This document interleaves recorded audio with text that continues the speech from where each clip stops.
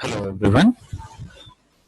Today in cell biology class, we shall be discussing regarding a very important topic, that is cell cycle and regulation.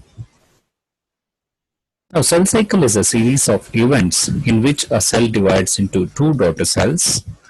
The daughter cells undergoes metabolic activities, synthesizing many cellular molecules, and again that cell has two important fates, that is, either it may get differentiated and perform its function in the G0 phase, or it may further enter into the cell cycle containing its division, resulting in the production of daughter cells.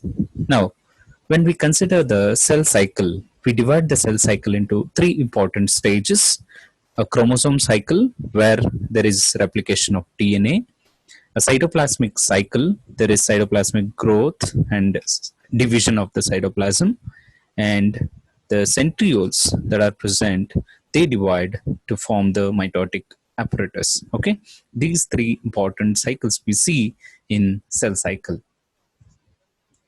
Now, when we consider the cell cycle, there are two important phases. Number one, interphase. Number two, M phase. Okay. Now, the interphase, it is a metabolically active phase and consists of three important stages: a G1 phase, a S phase, and a G2 phase. Now, the second phase is the M phase, a mitotic phase. It has four stages: prophase, metaphase, anaphase, and telophase. Together constitutes what is known as the division of the nucleus, or the karyokinesis, and the cytokinesis, which is nothing but the division of the cytoplasm. Now, this picture represents the cell cycle. Now, the stage from here till here represents the interphase. As I have told you, the interphase has three important phases: G1 phase, S phase, and the G2 phase. Now, the G1 phase, in the G1 phase, what happens exactly? There is synthesis of RNA and proteins that are required for the cell growth and the replication of DNA. And there is also synthesis of membranes that are required for the formation of the nuclear membrane. Now, the second phase is the S phase. It is a very important phase where there is replication of DNA. Okay, and along with the replication of DNA, there is also formation of histone molecules responsible for packaging of the DNA, and there are centrioles that are present which duplicate during the S phase. Overall, it is a synthetic phase. The next phase of the interphase is the G2 phase, and during G2 phase, there is multiplication of the cell organelles and the growth of the cell is seen. The nucleus grows, and the biochemicals that are required for the next phase, mitotic phase, will be synthesized during the G2 phase. After, once the G2 phase is completed successfully, the cell enters into the next important phase known as the M phase. The M phase is a mitotic phase where exactly the cell divides. It occupies the less duration compared to other cell stages. Now, as I told you, the M phase is divided into two phases: karyokinesis and cytokinesis. Karyokinesis is nothing but division of the nucleus, done under four stages: prophase, metaphase, anaphase, and telophase. And once the telophase is successfully completed, the cell divides its cytoplasm through cytokinesis, resulting into daughter cells. Now, let us go through each phase individually. Let us start with the interphase. The first phase of the interphase is the G1 phase. Very important phase. Once the M phase is completed in a cell cycle, the daughter cell that is formed in the M phase will enter into the G1 phase of the next stage. The G1 phase is also used to be termed as resting phase, or the first gap phase, but due to its synthetic activity, the molecular activities of synthesis of RNA and proteins, it is also known as the first growth phase. Along with the RNA and proteins, there is also synthesis of the components that are required for formation of the membrane of the nucleus and the cytoplasm. Okay. Now, remember, there is no DNA synthesis during the G1 phase. And during G1 phase, as usual, there is resumption of the cell metabolism, which halted during the M phase. There are regulatory proteins that are secreted during G1 phase, which are important to control the mitotic process. And there are enzymes that are synthesized responsible for replication of DNA, and the tubulin proteins that are important for formation of the mitotic apparatus. Okay, so if everything is synthesized normally, the cell commits itself to divide. Okay, so there's a very, very important phase where the cell commits itself to divide or not to divide. Some of the cells which get terminally differentiated, they may proceed into the functioning part of the cell and enter into what is known as G0 phase. Okay, in the cells which are in G0 phase, there is no cell division.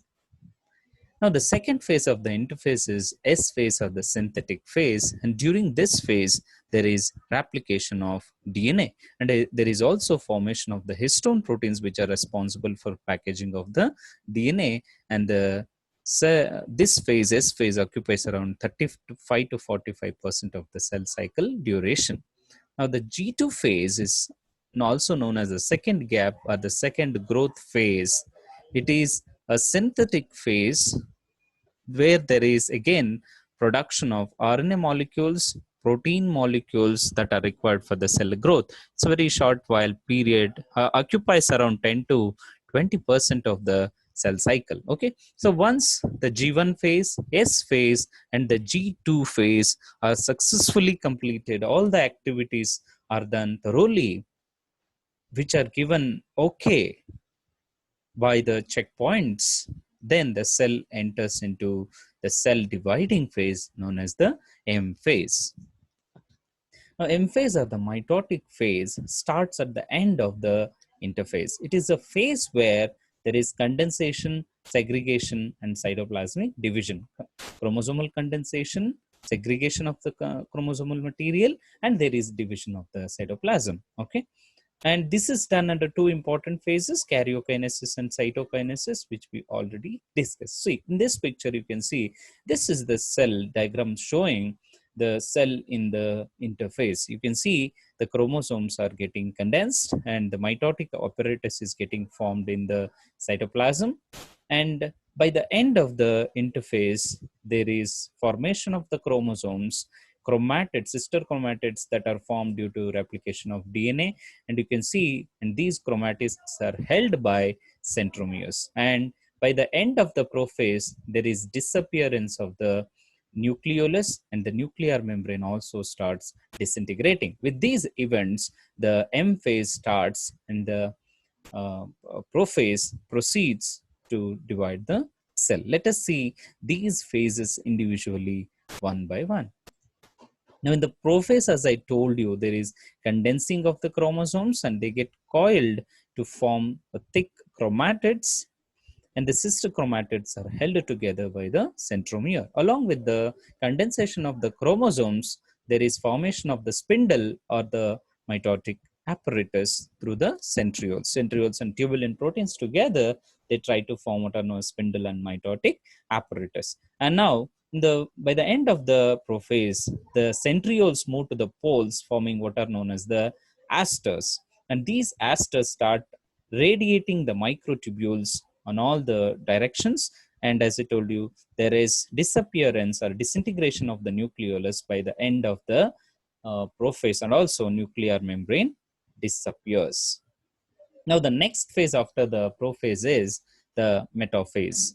So, in the metaphase, there is complete disappearance of the nuclear membrane and the asters are formed. They started radiating the microtubules in all the directions, and there is formation of the microtubule fibers, maybe the polar fibers, kinetochore fibers, and the spindle fibers are formed.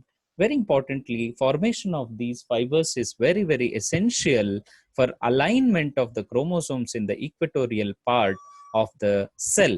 And this equatorial plane is known as the metaplate. In the metaplate, the centromere of the chromosome get aligned, and this alignment is very, very essential for further movement of the cell cycle.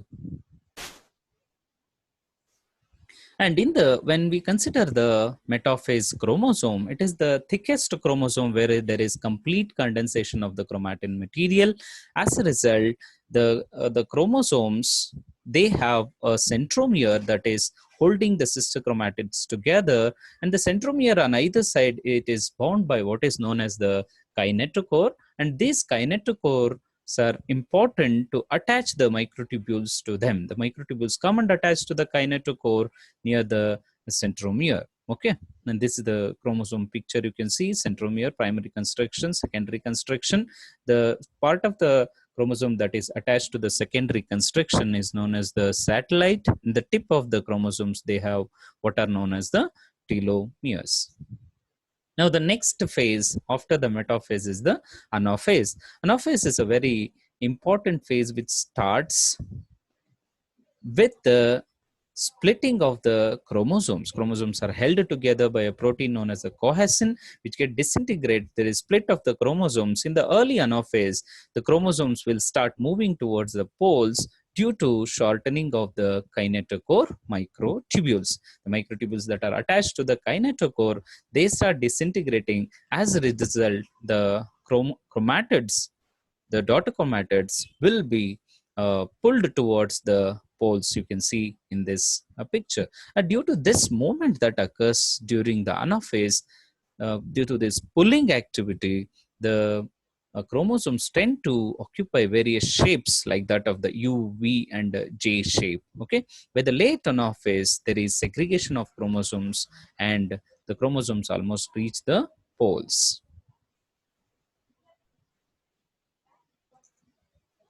And after anaphase, successful anaphase, there is next stage known as the telophase. And telophase marks the end of the chromosome movement, and the chromosomes almost reach their poles, and there is organization of the daughter nuclei during the telophase. There is reformation of the plasma membrane gets reformed, and the mitotic apparatus gets disintegrated. Only the centrioles remain, and decondensation of the chromosome starts, and all the cellular organelles starts reappearing, or whatever disintegrated during the prophase, they start reappearing. The completion of the daughter nuclei takes place during the telophase. And by the end of the telophase, there is complete division of the nucleus, or there is completion of the karyokinesis, and this proceeds into what is known as the cytokinesis. Okay, now the cytokinesis is a division of the cytoplasm which already initiated during the anaphase, and by the end of the telophase, there is formation of a cleavage furrow at right angles to the mitotic apparatus, plane of the mitotic apparatus, and there is a cleavage furrow formed, and this results in formation of a contractile ring that is present, which the furrows start moving in forward direction. Both the furrows will join together, resulting in equal division of the cytoplasm, which leads to formation of the daughter cells. Okay. Okay, I shall stop here, students. We shall discuss the regulation of the cell cycle in the next video. Thank you.